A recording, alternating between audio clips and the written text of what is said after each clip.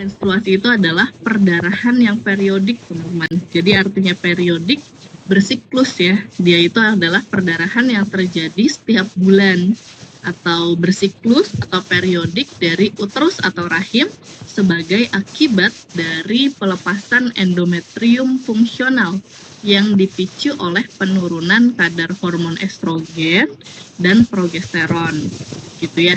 Nah, untuk siklus haid atau menstruasi ini merupakan salah satu indikator yang penting, teman-teman, sebagai kesehatan reproduksi wanita. Jadi menstruasi yang teratur atau siklus menstruasinya itu yang normal itu mencerminkan keseimbangan hormon dan fungsi organ reproduksi, gitu ya. Untuk proses reproduksi yang optimal itu memang dimulai dari siklus menstruasi yang normal, gitu ya.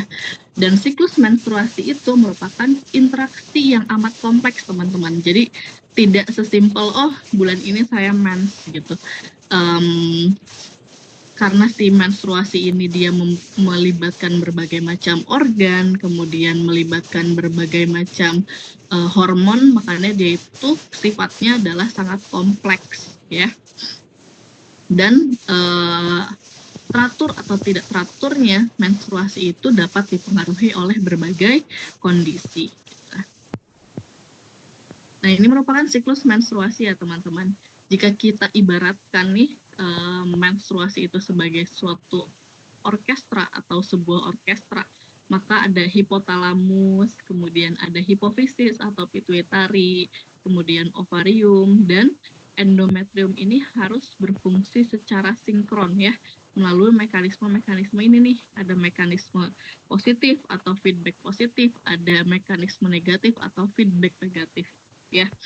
Dan keberhasilan proses reproduksi itu tidak mungkin tercapai bila masing-masing si organ ini tidak bekerja secara tidak bekerja sebagai simultan gitu ya.